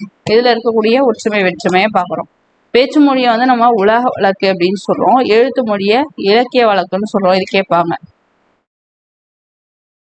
பேச்சு மொழிக்கும் எழுத்து மொழிக்கும் சில வேறுபாடுகள் இருக்கு. பேச்சு மொழியில சொற்கள் வந்து பெரும்பாலும் எப்படி இருக்கும்னா குறுகி ஒலிக்கும். எழுத்து மொழியில சொற்கள் முழுமையாக எழுதப்படும். உதாரணத்துக்கு சொல்லணும் அப்படின்னா நல்லா சாப்பிட்டான் அப்படின்னு நம்ம சொல்லுவோம், ஆனா நன்றாக சாப்பிட்டான் அப்படின்னு எழுதும் போது எழுதுவோம். இந்த மாதிரி சின்ன சின்ன டிஃபரன்ஸ் இருக்கு அப்படிங்கிறாங்க. பேச்சு மொழியில வந்து உணர்ச்சி கூறுகள் வந்து அதிகமா இருக்கு. ஏன்னா ஐயோ ஒன்று நம்ம பேசும்போது என்ன பண்றோம், உணர்ச்சி கூறுகள்ல பயன்படுத்துறோம். ஆனா எழுத்து மொழியில அதெல்லாம் இருக்காது. ஓகேவா? சரி பாருங்க, பேச்சு மொழியில வந்து உடல் மொழியும் குரல் ஏற்றத்தாழ்வும் இணைகிறதுனால அது வந்து எழுத்து மொழியை விட எளிமையா நம்மளோட கருத்தை வந்து கன்வே பண்றதுக்கு யூஸ்ஃபுல்லா இருக்கும். உடல் மொழியில குரல் ஏற்றத்தாழ்வு அந்த உடல் மொழி குரல் ஏற்றத்தாழ்வு ரெண்டுமே வந்து பேச்சு மொழியில இருக்கு, எழுத்து மொழியில அதெல்லாம் கிடையாது. ஸோ அந்த இது வந்து நமக்கு எளிமையா கன்வே பண்றதுக்கு யூஸ் ஆகுது. ஓகே, அடுத்து பாருங்க, ரொம்ப முக்கியமானது இரட்டை வழக்கு மொழி அப்படின்னா என்னன்னு பார்க்க போறோம். பேச்சு மொழிக்கும் எழுத்து மொழிக்கும் இடையில பெரிய அளவுல வேறுபாடு இருந்துச்சு அப்படின்னா, நல்லா கவனிச்சிங்க, பேச்சு மொழிக்கும் எழுத்து மொழிக்கும் இடையில பெரிய அளவுல வேறுபாடு இருந்தது அப்படின்னா அதை நம்ம என்ன சொல்லுவோம், இரட்டை வழக்கு மொழி. ஓகே அப்படின்னு சொல்றோம். தமிழ்ல பழங்காலம் முதலே பேச்சு மொழிக்கும் எழுத்து மொழிக்கும் இடையில வேறுபாடு இருந்திருக்கு. இதை தொல்காப்பியர் என்ன சொல்றாருன்னா உலக வழக்கு செய்யுள் வழக்கு அப்படிங்கிறார். இப்ப இரட்டை வழக்கு மொழி, உலக வழக்கு, செய்யுள் வழக்கு, 3-4 டேர்ம்ஸ் நம்ம பாக்குற இந்த டேர்ம்ஸ் எல்லாம் கொஞ்சம் நோட் பண்ணிக்கணும். ஓகேவா? சரி, எழுத்து மொழியில பாத்தீங்கன்னா சிந்தித்து எழுதப்படுறதுனால யோசிச்சுதான் எழுதுவோம். ஒரு விஷயம் நம்ம தப்பாயிட்டுனா அதை உடனே மாத்திடுவோம். ஸோ அப்ப இந்த தப்பு இருந்தா அதை நம்ம சரி பண்ணி ப்ராப்பரா கொண்டு போறோம் இல்லையா? அப்ப எழுத்து மொழியில வந்து ஒரு பெர்ஃபெக்ஷனுங்கிறது ஆட்டோமேட்டிக்கா உருவாயிடும். ஆனா பேச்சு மொழியில நம்ம வந்து என்ன நினைக்கிறோமோ அதை கரெக்டா கன்வே பண்றதுக்கான அந்த டைமுங்கிறது கம்மி. எழுத்து மொழியில நம்ம பொறுமையா டைம் எடுத்து எழுதலாம். ஆனா பேச்சு மொழியில நம்ம நினைக்கிறதுக்கான அந்த சிந்திக்கிறதுக்கான நேரம், அதுல ஏதாவது தப்பாயிருச்சுன்னா அதை நம்ம திருத்திக்கிறதுக்கான நேரம், இதெல்லாம் வந்து ரொம்ப கம்மி. அப்படின்னும் பொழுது அது வந்து திருத்தமான இலக்கிய நடையில அமைகிறது கிடையாது. இது பேச்சு மொழி. ஆனா எழுத்து மொழி ப்ராப்பரா இருக்கும். பேச்சு மொழி வந்து மக்களினுடைய மனநிலைக்கு ஏத்த மாதிரி இருக்கிறதுனால ரொம்ப வந்து மாற்றம் அடைந்துரும். அடுத்தது பாத்தீங்கன்னா எழுத்து மொழி வந்து பெரும்பாலும் எந்த ஒரு சேஞ்சுமே இருக்காது. ஆனா பேச்சு மொழியில வந்து பிற மொழி சொற்கள் வந்து, அதாவது இப்ப நான் பேசும்பொழுதே பாருங்களேன், இங்கிலீஷ் இடையில யூஸ் பண்ணுவேன் சில வார்த்தைகள். அப்ப பிற மொழி வந்து ஆட்டோமேட்டிக்கா உள்ள வந்துடும். ஆனா எழுத்து மொழின்னும் பொழுது அந்த இடத்துல மேக்சிமம் என்ன ஆகும், மொழி தூய்மை. இப்ப தமிழ்ல எழுதுறோம்னா தமிழ்ல தான் எழுதுவோம். அந்த மாதிரி மொழி தூய்மைங்கிறது முடிஞ்ச வர ஃபாலோ பண்ணுவோம். அடுத்து பாருங்க, பேச்சு மொழியில எழுத்துக்களை மாற்றி ஒழிப்பது உண்டு. உதாரணத்துக்கு இ ஏ அப்படிங்கிறத மாத்தி சொல்லுவோம். அது மாதிரி ஊ ஓவை மாத்தி சொல்லுவோம். உதாரணத்துக்கு என்ன கொடுத்துருக்காங்க, இலை இலை. இலைன்னு நம்ம சொல்லுவோமா? யோசிச்சு பாருங்க, அந்த இலையை எடு அப்படின்னு தான் சொல்லுவோம். அப்ப இலைங்கிறது ஆட்டோமேட்டிக்கா நம்ம சொல்லும் போது இலைன்ற சவுண்ட்ல வருது. அதே மாதிரி உலகம் அப்படின்னு சொல்லும் போது நம்ம உலகம் அப்படின்னு நான் சொல்றோம், உலகம் அப்படிங்கிறோம். அப்ப இந்த ஊங்கிறது ஆட்டோமேட்டிக்கா ஓவா மாறிடுது. ஸோ இந்த மாதிரி டிஃப்ரென்ஸ் எல்லாம் வந்து என்ன ஆகுது, நம்மளோட பேச்சு மொழியில இருக்கு. ஆனா எழுத்து மொழி ரொம்ப பெர்ஃபெக்டா இருக்கும். அடுத்து பாருங்க, ஒரு மொழி உயிர்ப்போடு இருக்கணும் அப்படின்னா பேச்சு மொழி காலம் கடந்து வாழ்வதற்கு எழுத்து மொழியும் தேவைப்படுது அப்படிங்கிறாங்க. அதாவது ஒரு மொழி உயிரோட இருக்கணும், அதாவது மொழி அழியாம இருக்கணும்னா பேச்சு மொழியும், காலம் கடந்து வாழ்வதற்கு எழுத்து மொழியும் தேவைப்படுது. இப்போ உயிர்ப்போட இருக்க பேச்சு மொழி தேவைப்படுது, லாங் லாஸ்டிங்கா இருக்க எழுத்து மொழி தேவைப்படுது. இரு வடிவங்கள்லையும் சரியாக அறிந்து கொண்டோம் அப்படின்னா மொழியோட நுட்பங்களை நம்ம புரிஞ்சுக்க முடியும். பாருங்க, கேட்டல் பேசுதல் என்னும் முதல் நிலையிலேயே குழந்தைகளுக்கு தாய்மொழி அறிமுகமாகுது. படித்தல் எழுதுதல் அப்படிங்கிற 2ஆம் நிலையில பிற மொழிகள் அறிமுகமாகுது. உண்மைதான்ல? ஏன்னா இப்ப நம்மளே எடுத்துப்போம், நம்ம வீடுகள்ல என்ன பண்றோம், சின்ன குழந்தைகளா இருக்கும் பொழுது தமிழ் மொழியை அதிகம் கேட்போம். மற்றவங்க தமிழ் மொழியில பேசுவாங்க. ஸோ அப்ப நம்மளும் தமிழ் மொழியில பேசுவோம். அப்ப பேசல் கேட்டல்ன்றதுல நம்மளுடைய முதல் நிலை எங்க, நம்மளுடைய தமிழ் மொழி, அதாவது தாய்மொழி அறிமுகமாகுது. இதுவே ஃபாரின்ல வளர்ற ஒரு குழந்தை என்ன பண்ணும், அது வளர்றது பேசுறது கேட்கறதெல்லாம் ஃபர்ஸ்ட் வந்து இங்கிலீஷா இருக்கும். அதாவது அவங்களுடைய மதர் டங்கா இருக்கும். அடுத்து படித்தல் எழுதல்ன்ற 2ஆம் நிலையில நம்ம என்ன பண்ணுவோம், இங்கிலீஷ் லாங்குவேஜை வச்சிருப்போம். அவங்க வேற ஏதாவது ஒரு லாங்குவேஜை வச்சிருப்பாங்க. ஓகேவா? இந்த மாதிரி சின்ன சின்ன விஷயங்கள் இருக்குங்கிறத தெரிஞ்சுக்கோங்க. அடுத்து பாருங்க, தமிழ்ல வந்து பேச்சு மொழிக்கும் எழுத்து மொழிக்கும் இடையில வேறுபாடு இருக்கு. இதை நம்ம இரட்டை வழக்கு மொழி அப்படின்னு சொல்றோம்.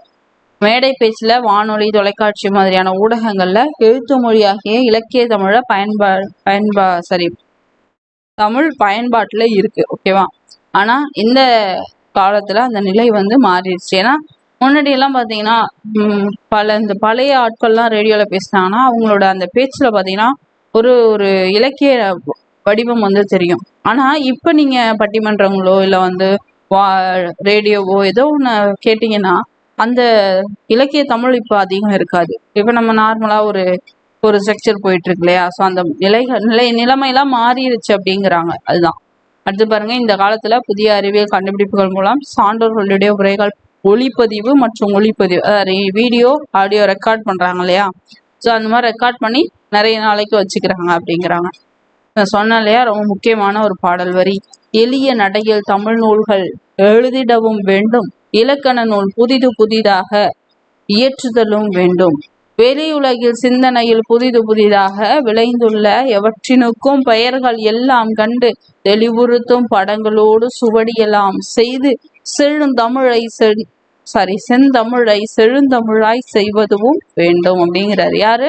பாவேந்தர். கேட்பாங்க, இந்த பாடல் வரி கொடுத்துட்டு ஆப்ஷன் கொடுப்பாங்க. பாவேந்தர், அப்புறம் வந்து யாரு? கவிமணி, கண்ணதாசன், இப்படி 4 ஆப்ஷன் கொடுப்பாங்க. ஓகேவா? பாவேந்தர்னா நோட் பண்ணிக்கணும். அடுத்தது பாருங்க, இது கேட்பாங்க, பேச்சு மொழியா எழுத்து மொழியா மாத்து. நமக்கு சிலபஸ்ல இருக்கு. அம்மா பசிக்குது எனக்கு சோறு வேணும், அம்மா பசிக்கிறது எனக்கு சோறு வேண்டும். அடுத்தது பாருங்க, சொல்லு அப்படின்னா சொல் அப்படின்னு அர்த்தம், நில்லு அப்படின்னா நில்லுன்னு அர்த்தம், வந்தியானா வந்தாயா, சாப்பிட்டியானா சாப்பிட்டாயா. ஸோ அந்த பேச்சு மொழி, பேச்சு வழக்கு, எழுத்து வழக்கு இது நமக்கு சிலபஸ்ல இருக்கு. ஓகேவா? ஜஸ்ட் லைக் தட்னு கடக்க முடியாது. அடுத்தது பாருங்க, மொழியினுடைய முதல் நிலை என்னது? முதல் நிலை வந்து கேட்டல், பேசுதல். 2ஆம் நிலை எழுதுதல், படித்தல். அடுத்து பாருங்க, ஒளியின் வரி வடிவம் என்னது? எழுத்து. அடுத்து பாருங்க, தமிழில் கிளை மொழிகளுள் ஒன்று. கிளை மொழி என்ன? 3 லாங்குவேஜ் பார்த்தோம் இல்லையா? என்னென்ன? தமிழ், தெலுங்கு, அப்ப தெலுங்கு பார்த்தோம். தமிழ்ல இருந்து வந்த கிடைமொழி தெலுங்கு, கன்னடம், மலையாளம் பார்த்தோமா? அப்ப தெலுங்குங்கிறது தான் ஆன்சர். அடுத்து பாருங்க, பேச்சு மொழியை என்ன வழக்குன்னு சொல்லுவோம்? உலக வழக்குன்னுவோம். எழுத்து மொழியை இலக்கிய வழக்குன்னு சொல்லுவோம். ஓகேவா? அடுத்தது சொலவடைகள். சொலவடைகளை பொறுத்த வரைக்கும் பாத்தீங்கன்னா, முன்னாடியே சொல்லியிருக்கேன், சொலவடைகள்ல இருந்து நம்ம கொஸ்டின் கேட்டிருக்காங்க. எப்படி கொஸ்டின் கேட்டிருக்காங்க அப்படின்னா, சொலவடைகளை கொடுத்து அதனுடைய பொருள், அப்படி இல்லைன்னா அந்த சொலவடையில ஏதாவது ஒரு வார்த்தையில கோடிட்ட இடம் கொடுத்து அந்த இடத்த ஃபில் பண்ண சொல்றாங்க. இப்படிதான் சொலவடையில நமக்கு கொஸ்டின் வந்திருக்கு. இது ஒரு ஸ்டோரி பேஸ்டா இருக்கும். நீங்க ஃப்ரீயா இருக்கும்போது அந்த ஸ்டோரியை வேணா படிச்சு பாருங்க. நான் ஜஸ்ட் இருக்கக்கூடிய சொலவடைகளை மட்டும் உங்களுக்கு மென்ஷன் பண்ணி காமிச்சிட்டு அடுத்தது இலக்கணத்துக்கு போயிடலாம். ஏன்னா சொலவடைகள் வந்து முக்கியமானது, அதை அப்படியே விட முடியாது இல்லையா? பாருங்க, புண்ணுக்கு மருந்து போட முடியும், குடிவாதத்துக்கு மருந்து போட முடியுமா அப்படின்னா அடம் பிடிக்கிறான் இல்லையா, அவனை மாத்த முடியாது அப்படிங்கிற மீனிங். அடுத்தது, அணை உடஞ்சு போனா வெள்ளம் அழுதாலும் வராது. அதாவது செய்ய வேண்டிய நேரத்துல செய்யலைன்னா அதை வந்து ஒன்றும் பண்ண முடியாது இல்லையா, அதோட விளைவுகளை அதான் சொல்றாங்க. விளைச்சலுக்கும் வெள்ளாட்டுக்கும் ஜென்ம பகை அப்படிங்கிறாங்க. அடுத்து, எறும்பு ஊற கல்லும் தேயும். எறும்பு பார்க்கறதுக்கு இத்தனோடு தான், ஆனா அந்த எறும்பு அதுல ஊற ஊற ஊற அந்த கல்லும் என்ன ஆகும்? தேயும் அப்படின்னு சொல்றாங்க.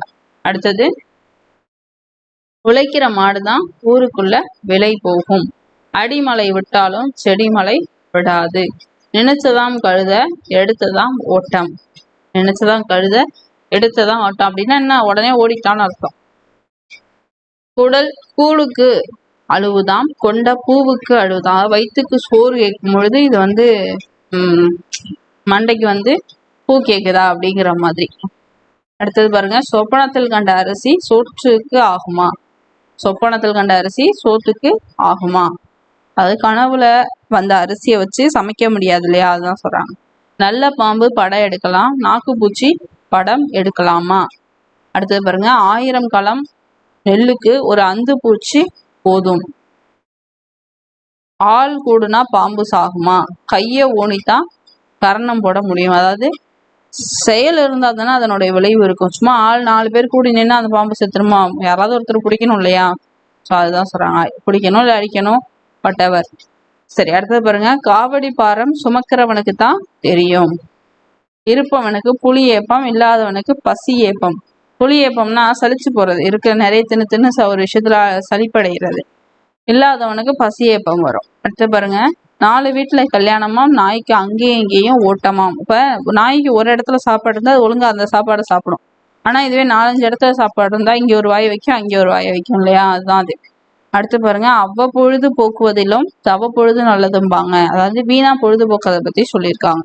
அடுத்தது, பாடி பாடி குத்தினாலும் பதற அரிசி ஆகுமா, அதிர அடிச்சா உதிர விளையும். குத்துக்கல்லுக்கு என்ன குளிரா வெயிலாங்கிற மாதிரி. அதாவது குத்துக்கல், ஒரு கல் இருக்கு, அது குளிரா இருந்தாலும் மழையா இருந்தாலும் வெயிலா இருந்தாலும் எப்படி இருந்தாலும் அது அங்கதான் இருக்கும் இல்லையா, அது எந்த ஒரு டிஸ்டர்பன்ஸும் கிடையாது. ஸோ அதுதான் சொல்லியிருக்காங்க. அகழியில் விழுந்த முதலைக்கு அதுவே சொர்க்கம். அகழி அப்படின்னா கிணறு அப்படின்னு அர்த்தம். அந்த கிணறுல விழுந்த அந்த முதலைக்கு வந்து அந்த கிணறு தான் என்னது, சொர்க்கம் அப்படிங்கிற மாதிரி.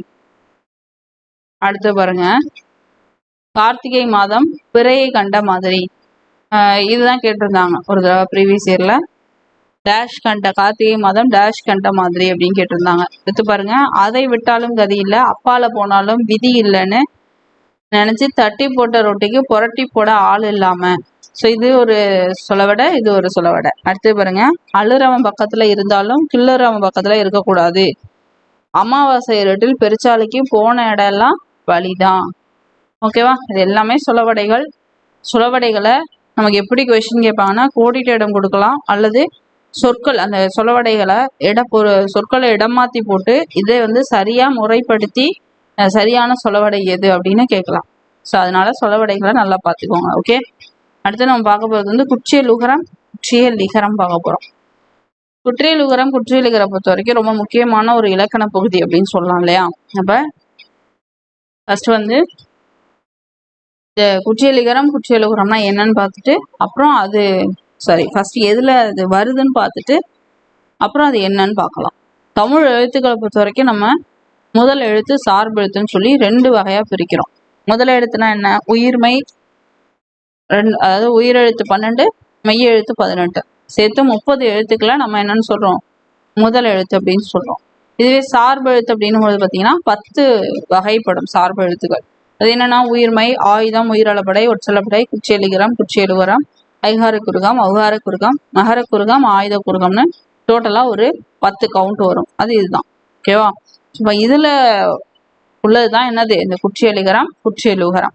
அப்ப சார்பு எழுத்துல உள்ளதுதான் என்னது, குற்றியலிகரமும் குற்றியலுகரமும். இப்ப இதைதான் நம்ம வந்து பார்க்க போறோம். ஃபர்ஸ்ட் நம்ம பார்க்கறது குற்றியலுகரம்னா என்ன அப்படிங்கறதான் பார்க்குறோம். இதுல இருந்து கொஸ்டின் வருமானா கட்டாயம் வரும், நிறைய தடவை கேட்டிருக்காங்க. ஸோ அதனால தரவா படிச்சுக்கோங்க. குழந்தை, வகுப்பு, பாக்கு, இந்த சொற்கள்ல நமக்கு ஹூ அப்படிங்கிற ஒரு எழுத்து இருக்கு இல்லையா, இந்த எழுத்து வரக்கூடிய இடத்துல உள்ள அந்த உச்சரிப்பு இருக்கு இல்லையா, அதுல உள்ள டிஃபரன்ஸ் என்னன்றத பார்க்கணும். சாரி. அப்ப பாத்தீங்கன்னா குழந்தை, கு குழந்தை அப்படின்னு வருது. வகுப்பு, அப்ப கு அந்த இடத்துல எப்படி உச்சரிக்கிறோம். அடுத்து பாத்தீங்கன்னா பாக்கு. இப்ப இந்த சொற்களை நம்ம சொல்லும் பொழுது இந்த கூங்கிற சவுண்டு முதல்ல ஒரு மாதிரி வருது, இடையில வரும் பொழுது ஒரு மாதிரி வருது, கடைசியா வரும் பொழுது ஒரு மாதிரி சவுண்ட்ல வருது. ஸோ இந்த டிஃபரன்ஸை வந்து கவனிக்கிறோம் அப்படிங்கிறாங்க. முதல்ல வரும் பொழுது, அதாவது முதல்லையும் இடையிலையும் வரும் பொழுது பாத்தீங்கன்னா முழுமையான ஒரு சவுண்டா உச்சரிக்குது. ஆனா இதுவே கடைசியில வரும் பொழுது என்ன ஆகுது, அதோட மாத்திரை வந்து குறைந்து ஒலிக்குது அப்படிங்கிறாங்க. இறுதியில வரும் பொழுது 1 மாத்திரை அளவுல இருந்து 1/2 மாத்திரை அளவா குறைந்து ஒழிக்குது அப்படிங்கிறாங்க. ஓகேவா, இப்ப குசுடு துபுரு அப்படிங்கிற 6 வல்லின உகரங்கள், இதுதான் குசுடு துபுருங்கிற 6 வல்லின உகரங்களும் சொல்லோட இறுதியில வரும் பொழுது, அதாவது கடைசியில வரும் பொழுது 1 மாத்திரைக்கு பதிலா 1/2 மாத்திரை அளவா குறைந்து ஒழிக்குது அப்படிங்கிறாங்க. இது மாதிரி தனக்குரிய ஓசையிலிருந்து குறைந்து ஒழிக்கக்கூடிய உகரத்தை நம்ம என்னன்னு சொல்றோம் அப்படின்னா குற்றிய லுகரம் அப்படின்னு சொல்றோம். ஓகே, இப்ப இந்த குற்றிய லுகரத்தை பிரித்து எழுத கொடுக்க வாய்ப்பு இருக்கு. இப்படி கொடுத்தாங்கன்னா என்ன பண்ணணும்னா குறுமை பிளஸ் இயல் பிளஸ் உகரம், இதுவே லிகரம்னா என்ன பண்ணும், குறுமை பிளஸ் இயல் பிளஸ் ஈகரம் அப்படின்னு வரும். ஸோ அது நம்ம வரும்பொழுது பார்க்கலாம். ஓகேவா? சரி, இப்போ எக்ஸாம்பிள் பாருங்க. காசு, எஃகு, பயிறு, பாட்டு, பந்து, சால்பு. இப்போ இந்த எழுத்துக்களை கவனிக்கும் பொழுது தனிக்குறில் எழுத்து, அதாவது இது வந்து முற்றியலுகரம்னு சொல்லுவோம். இது வந்து குற்றியலுகரத்துக்கு எக்ஸாம்பிள். சரியா? இது முற்றியலுகரத்துக்கு எக்ஸாம்பிள். இந்த முற்றியலுகரத்தை நான் கடைசியா சொல்றேன். ஓகேவா? இது காசு, எஃகு, பயிறு, பாட்டு, பந்து, சால்பு இதெல்லாம் வந்து குற்றியலுகரத்துக்கு எக்ஸாம்பிள். சு, கு, ரு, து, து, கு இது வந்து நம்ம மேல பார்த்த இந்த வல்லின உகரங்கள் 6 வல்லின உகரங்களுக்குள்ள எக்ஸாம்பிள். ஓகேவா? சரி, இப்ப இது பாக்ஸ் பார்த்துக்கோங்க. தமிழ் எழுத்துக்களை நம்ம வந்து கரம், கான், காரம், கேனம் அப்படின்னு சொல்லி எழுத்து சாரிகைகளா பயன்படுத்துறோம். ஸோ அது எதுக்கு எதை சொல்றோம் அப்படின்னா, குறில் எழுத்துக்களை குறிக்கிறதுக்கு நம்ம கரம் அப்படிங்கிற எழுத்தை பயன்படுத்துறோம். உதாரணத்துக்கு அகரம், இகரம், உகரம், ககரம், மகரம். இதுவே நெடில் எழுத்துக்களை சொல்றதுக்கு நம்ம கான் அப்படிங்கிற சொல்ல பயன்படுத்துறோம். ஐகான், அவுகான் அப்படிங்கிறது. இதுவே குரில் நெடில் எழுத்துக்களை சேர்ந்து அந்த அப்படி குறிக்கிறதுக்கு நம்ம காரம் அப்படிங்கிறத பயன்படுத்துறோம். உதாரணம் மாகாரம், ஏகாரம், ஐகாரம், அவுகாரம். இதுவே ஆயுத எழுத்துனா கேனம், அக்கேனம். இந்த ஆயுத எழுத்தை நம்ம இன்னும் வெவ்வேறு பெயர்களால சொல்லுவோம். ஞாபகம் இருக்கா? தனிநிலை அக்கேனம்ன்ற வேறு பெயர்கள் சொல்லுவோம். ஸோ அதுல ஒண்ணுதான் இந்த கேனம். கேனத்தை நம்ம இங்க அக்கேனம்னு சொல்றோம். ஓகேவா? சரி, இப்ப இந்த குற்றியல் உகரம் பார்த்தோம் இல்லையா? இதுல நம்ம வந்து 6 வகையா பிரிக்கிறோம். அந்த 6 வகை என்னென்ன அப்படின்னா, நெடில் தொடர், ஆயுத தொடர், உயிர் தொடர், வன்தொடர், மென்தொடர், இடைத்தொடர். டோட்டலா 6 வகையா பிரிக்கிறோம். ஓகேவா? சரி பாருங்க, குற்றிய லுகரம் வந்து தனக்கு முன்னாடி உள்ள எழுத்தை வச்சு 6 வகையா பிரிக்கிறோம். எதை பேஸ் பண்ணி பிரிக்கிறோம்? குற்றிய லுகரம் இருக்கு, அதுக்கு முன்னாடி உள்ள எழுத்து. குற்றிய லுகரம் எந்த இடத்துல இருக்கும்? சொல்லுக்கு கடைசியில இருக்கும். அப்ப கடைசிக்கு முன்னாடி எழுத்தை வச்சு நம்ம என்ன பண்றோம்? இந்த குற்றிய லுகரத்தை பிரிக்கிறோம். ஃபர்ஸ்ட் பாருங்க, தனி நெடித்தொடர் குற்றிய லுகரம். நெடில் தொடர் குற்றிய லுகரம். நெடில் தொடர்னு நம்ம எதை சொல்றோம்னா, தனி நெடிலை தொடர்ந்து வரும் குற்றிய லுகரம் நெடில் தொடர் குற்றிய லுகரம் அப்படின்னு சொல்றோம்.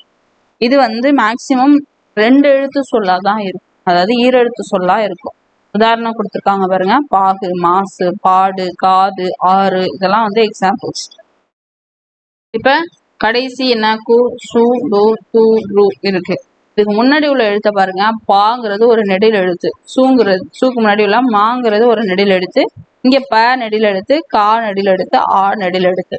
ஸோ இப்படி இந்த குற்றிய லுகரத்துக்கு முன்னாடி வரக்கூடிய எழுத்து நெடில் எழுத்தா இருக்கு. நெடில் எழுத்தை தொடர்ந்து குற்றிய லுகர எழுத்து வருதுன்னும் போது இத நெடில் தொடர் குற்றிய லுகரம் அப்படின்னு நம்ம சொல்றோம். ஓகே, அடுத்தது பெயர்லயே இருக்கு, ஆயுத தொடர் குற்றிய லுகரம். ஆயுத எழுத்தை தொடர்ந்து வரக்கூடிய குற்றிய லுகரத்தை நம்ம ஆயுத தொடர் குற்றிய லுகரம் அப்படின்னு சொல்றோம். உதாரணத்துக்கு எஃகு, அஃது. இப்ப எக்குக்கு பக்கத்துல நமக்கு என்ன வந்திருக்கு? பூ, இங்க தூ வந்திருக்கு. அவ்வளவுதான், சிம்பிளான கான்செப்ட் தான்.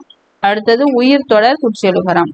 தனி நெடில் அல்லாத உயிர் எழுத்தை கொண்டு தொடர்ந்து வரக்கூடிய குற்றிய லுகரம் உயிர் தொடர் குற்றிய லுகரம்னு சொல்றோம். உதாரணத்துக்கு அரசு, 9, கயிறு, வரலாறுன்னு கொடுத்துருக்காங்க. இப்ப இந்த அரசுங்கிறதுல பாருங்க, அரசு இந்த ரேவை நம்ம எப்படி பிரிப்போம் அப்படின்னா, இரு பிளஸ் அ அப்படின்னு பிரிப்போம் இல்லையா? இதையும் அவையும் சேர்த்தோம்னா ரேன்ற எழுத்து வரும்.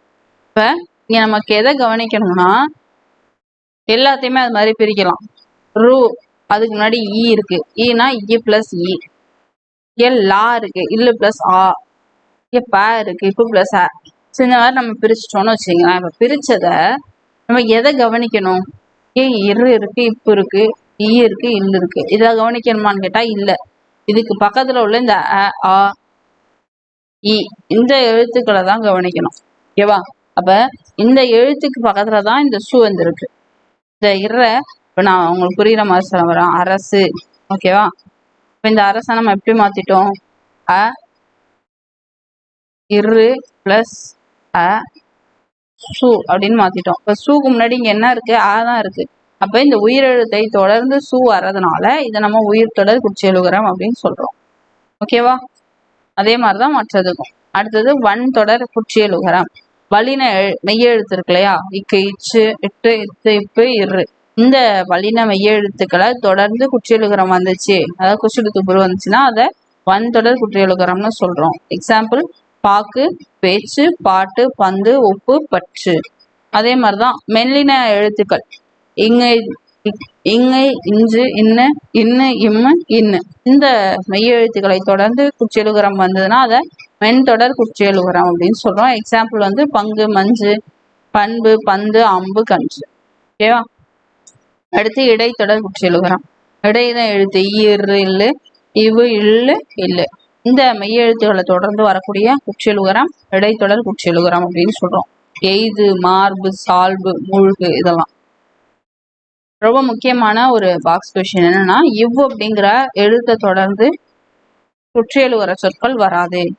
அது மாதிரி சுடுரு அப்படிங்கிற இறுதி எழுத்துக்களாக வரக்கூடிய இடைத்தொடர் குற்றியலுகர சொற்களும் கிடையாது அப்படிங்கறத தெரிஞ்சுக்கிறோம். ஓகேவா? இது ஸ்டேட்மெண்ட்ல கேட்பாங்க. அடுத்து நம்ம பார்க்க போறது வந்து குற்றியல் லிகரம். வரகு பிளஸ் யாது, வரகு பிளஸ் யாது இது நம்ம சேர்க்கும் போது வரகு யாது அப்படின்னு வரும். இந்த கூவும் யாவும் சேரும் போது என்ன ஆயிடுது, கீங்கிற மாதிரி வந்துடுது இல்லையா, சவுண்ட் அப்படி வரும். ஸோ அப்ப தன்னுடைய ஒரு மாத்திரை அளவிலிருந்து குறுகி ஒலிக்கிறதுனால இந்த இகரத்தை நம்ம குற்றிய லிகரம் அப்படின்னு சொல்றோம். இதை நான் பிரிச்சு எழுதுறது முன்னாடியே சொன்னேன், குறுமை பிளஸ் இயல் பிளஸ் இகரம் அப்படின்னு. இதுக்கு எக்ஸாம்பிள் கொடுத்துருக்காங்க பாருங்க. குற்றியலுகர சொற்களை தொடர்ந்து யகரத்தை முதல் எழுத்தாக கொண்ட சொற்கள் வரும்பொழுது குற்றியல் உகரத்தில் உள்ள உகரம் இகரமாக மாறும். அந்த இகரம் தனக்குரிய ஒரு மாத்திரை அளவிலிருந்து அரை மாத்திரை அளவாக குறைந்து ஒழிக்கும். உதாரணம் கொக்கு, கூ வந்திருக்கு, இங்கே யா இருக்கு. அப்ப யாக்கு முன்னாடி உள்ள கூ இது ரெண்டும் சேரும் போது கொக்கி கீன்னு மாறிடுது. இப்ப இதுதான் குற்றிய லிகரம் அப்படின்னு சொல்றோம். ஓகேவா? தோப்பு பிளஸ் யாது தோப்பியாது, நாடு பிளஸ் யாது நாடியாது, எனப்படுவது பிளஸ் யாது எனப்படுவது யாது. ஓகேவா? அடுத்தது மியா அப்படிங்கிறது பாத்தீங்கன்னா ஒரு அசை சொல். இது வந்து ஓசை நயத்துக்காக சில இடங்கள்ல வரக்கூடியது. இதுல மீ அப்படிங்கிறதுல பாத்தீங்கன்னா இம்ம பிளஸ் இ அப்படின்னு வரும். இதுல இந்த மீ யா ரெண்டும் சேர்ந்து இருக்கா, அப்ப அது அதுல உள்ள இகரம் இருக்கு. ஸோ அப்ப அதுக்கு குற்றியல் லிகரம்னு சொல்றோம். ஆனா இது வந்து எல்லா இடத்துலயும் எப்படி வருது அப்படின்னா பாருங்க, கேள்மியா அப்படின்றது நமக்கு சேரும் போது கேள்மியா அப்படின்னு வந்துடுது. அதே மாதிரி செல்மியான்றது சென்மியான்னு வந்துடுது. ஸோ இப்போ இந்த இடத்துல மியாங்கிற அசைச்சொல்ல வச்சும் நமக்கு குற்றிய லிகரம் வருது அப்படிங்கிறத தெரிஞ்சுக்கிறோம். அண்ட் இந்த குற்றிய லிகரம் வந்து தற்போது உரைநட வழக்குல கிடையாது, இலக்கியங்கள்ல மட்டும்தான் இருக்கு. இதுவும் ஒரு முக்கியமான ஸ்டேட்மெண்ட் கொஸ்டின். ஓகேவா? அவ்வளவுதான். இனி நம்ம பார்க்க போறது பார்த்தீங்கன்னா முற்றியல் உகரம். ஏன்னா நான் மேல ஒரு பாயிண்ட் நான் சொல்றேன்னு சொன்னேன்ல, அது இப்போ நம்ம இங்க ஒரு 6 பாயிண்ட் பார்த்துருந்தோம். குற்றியல் உகரத்தோட வகைகள் பார்த்தோம் இல்லையா, 6. இந்த 6 டைப்ல இல்லாம வரக்கூடியதை நம்ம முற்றியல் உகரம்னு சொல்லலாம். சிம்பிளா உங்களுக்கு புரியுற மாதிரி சொல்லணும்னா அதுதான். இல்ல எக்ஸ்பிளைன் பண்ணணும்னா பாருங்க, தனி குறியில எழுத்தை அடுத்து வரும் வல்லின உகரங்கள் ஒரு மாத்திரை அளவுக்கு முழுமையாக ஒலிக்கும். வல்லினம் அல்லாத உகரங்கள் எப்பொழுதும் எப்படி முழுமையாதான் ஒலிக்கும். இவ்வாறு ஓசை குறையாமல் ஒரு மாத்திரை அளவில் முழுமையா ஒலிக்கிறத முற்றியல் உகரம்னு சொல்றோம். பாருங்க, நம்ம மேல என்ன பார்த்தோம், அந்த டைப்ஸ் பார்த்தோம் இல்லையா, 6 டைப்ஸ். என்ன பார்த்தோம்? நெடில் தொடர், ஆயுத தொடர், உயிர் தொடர், வன்தொடர், மென்தொடர், இடைத்தொடர். இப்ப இப்படியே இந்த 6ல இது வருதான்னு செக் பண்ணுங்களேன். பாருங்க, பூ பூ புசுடு துபுரு இருக்கான்னு பார்க்கணும் ஃபர்ஸ்ட். இங்க கூ இருக்கு, ஆனா இது எந்த டைப்லயும் வரல. இங்கே சூ இருக்கு, ஆனா இது எந்த டைப்லயும் வரல. பூ டூ. இப்ப மாவுங்கிறது இப்ப நீங்க கேட்கலாம், மாவு அப்படிங்கிறது வந்து மாங்கிறது நெடில் தானே, அப்ப நெடில் தொடர் குற்றியலுகரம் தானேன்னு கேட்கலாம். குசுடு துபுரு தான் வரணும், இங்க ஊ இருக்கு, புரிஞ்சுதா? அப்ப இது குற்றியலுகரத்துல வராது. இந்த மாதிரி அந்த 6 டைப்ல வராததை நம்ம என்னன்னு சொல்லிடலாம், ஈஸியா முற்றியலுகரம்னு சொல்லிடலாம். கிளியர்? அவ்வளவுதான். இதுல வந்துட்டு இதெல்லாம் நீங்க ஜஸ்ட் ப்ராக்டிஸ் பண்ணி பாருங்க. இந்த பொருந்தாத சொல்லை எடுத்து இது நம்ம சிலபஸ்ல இருக்கு, அதனால இதை ப்ராக்டிஸ் பண்ணுங்க. தெரியலன்னா கமெண்ட்ஸ்ல சொல்லுங்க, நான் கண்டிப்பா அதுக்கு ஆன்சர் சொல்றேன். ஓகேவா? இதுவும் உண்டு, இதுவும் நமக்கு சிலபஸ்ல இருக்கு. திணை எத்தனை வகைப்படும்? திணை வந்து 2 வகைப்படும், ஒன்று உயர்திணை, இன்னொன்று அக்ரிணை. அடுத்தது பாத்தீங்கன்னா நான் சொன்னேன் இல்லையா, முக்கணி, மா பலா வாழை, முத்தமிழ், இயல் இசை நாடகம், நாற்றிசை, வடக்கு மேற்கு கிழக்கு தெற்கு, ஐவகை நிலம், குறிஞ்சி முல்லை மருதம் நெய்தல் பாலை, அறுசுவை, புளிப்பு இனிப்பு கார்ப்பு துவர்ப்புலாம் சொல்லலையா அது. அந்த மாதிரி அந்த தொகை சொல்லை விரித்து எழுதுங்கிறது நமக்கு சிலபஸ்ல இருக்கு. ஓகேவா. அடுத்து பாருங்க, இருபொருள் கொண்ட ஒரு சொல். இதுவும் நமக்கு சிலபஸ்ல இருக்கு. அப்ப நமக்கு சிலபஸ்ல இருக்கிற நிறைய டாபிக் இந்த லெசன்ல வருது. ஓகேவா.